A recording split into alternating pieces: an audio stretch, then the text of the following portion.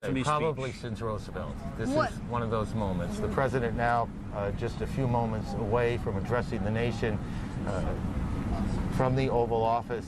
He has not been back in Washington for very long, but now from the Oval Office, the president to talk about the extraordinarily horrible events of September 11th. Good evening. Today, our fellow citizens, our way of life, our very freedom came under attack in a series of deliberate and deadly terrorist acts.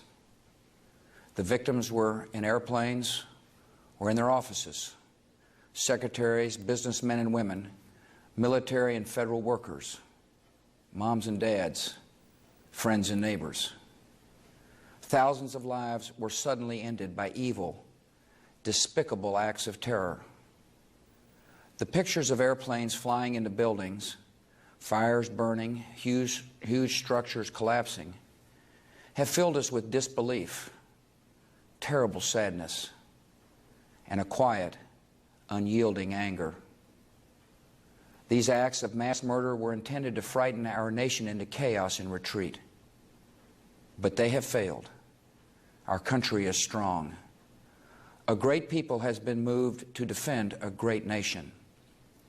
Terrorist attacks can shake the foundations of our biggest buildings, but they cannot touch the foundation of America.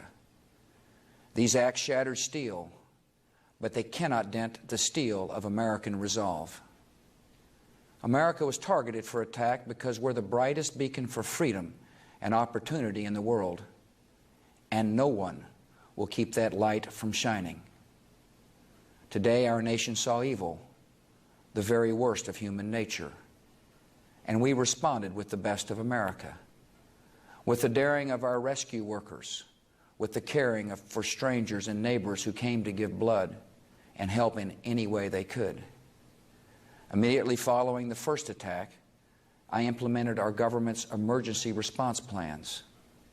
Our military is powerful and it's prepared. Our emergency teams are working in New York City and Washington, D.C. to help with local rescue efforts. Our first priority is to get help to those who have been injured and to take every precaution to protect our citizens at home and around the world from further attacks. The functions of our government continue without interruption. Federal agencies in Washington, which had to be evacuated today, are reopening for essential personnel tonight and will be open for business tomorrow. Our financial institutions remain strong, and the American economy will be open for business as well. The search is underway for those who are behind these evil acts. I've directed the full resources of our intelligence and law enforcement communities to find those responsible and to bring them to justice.